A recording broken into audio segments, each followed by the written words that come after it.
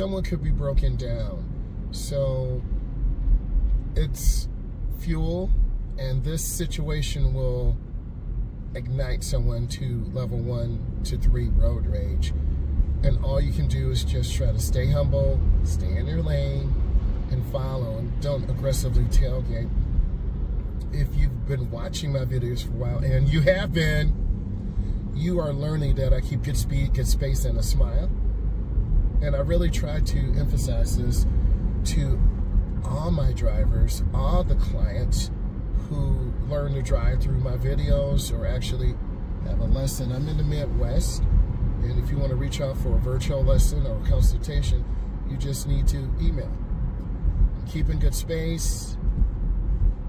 The middle lane is the smooth lane. I tend to kind of keep space and see what's going on. And as long as we're moving, I'm fine with this. I have no problem.